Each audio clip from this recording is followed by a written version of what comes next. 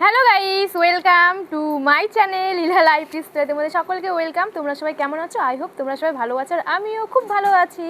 তো এখন এটা তো শ্রাবণ মাস, তো 4 সপ্তাহ জল ঢালা হয়, কোনো মাসে 5 সপ্তাহ হয়। তো এবারে মানে 4 সপ্তাহ। তো মা 3 সপ্তাহ বাড়িতে জল ঢাললো, তো আমার ঢালা হয়নি, ঢালতে চেয়েছিলাম। তো তৃতীয় সপ্তাহ ভালো দিন ছিল, দিতে চেয়েছিলাম কর্দ, তো যা হয়নি।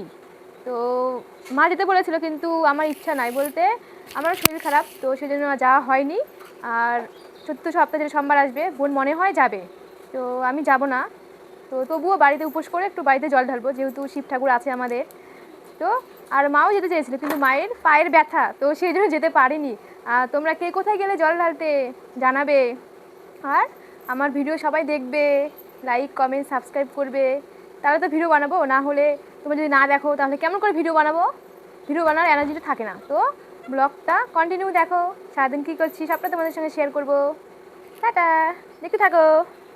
শ্রাবণ মাসে তৃতীয় সোমবার, তো মা বাড়িতে জল ঢালবে, প্রথম দ্বিতীয় তৃতীয়, আজকে তৃতীয় সপ্তাহ।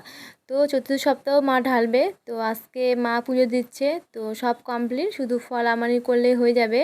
তো মা পুজো দিচ্ছে, আর আমি কিন্তু শর্ট ভিডিও করছিলাম, তো দেখলাম মা পুজো দিচ্ছে, তো আমি একটু ভিডিও ক্লিপ নিলাম, আর মাকে বললাম যে একটু ভালো করে রেডি হওয়া, মাথায় একটু দিয়ে দেই ফুল, শর্ট ভিডিও করো। তো সেই জন্য কিন্তু মাকে রেডি করে দিয়েছি, মা কিন্তু শর্ট ভিডিও করলো একটা। আর এখন কিন্তু বোনকে রেডি করে দিচ্ছে, মানে বোন যাবে স্কুলে, পরীক্ষা হচ্ছে। আর বোনকে বলছিলাম যে নিজের কাজ নিজে করতে পারিস না, মাকে বলছিস, তো এই নিয়ে হাসাহাসি হচ্ছিলো। ও আবার আমাকে বলছে যে তুই যখন ছোটো ছিলি তোকেও তো মা এরকম করে রেডি করে দিত।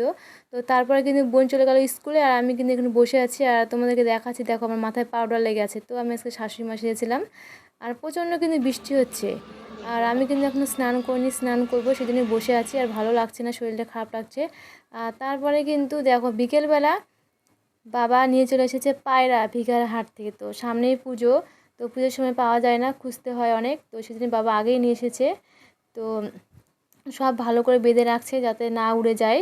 সামনের বার কিন্তু উড়ে গেছিলো একটা, তো আমরা দুটো করে দেই, একটা উড়ে গেছিলো বলে একটা দিয়েছি, মানে ধরতে পাইনি।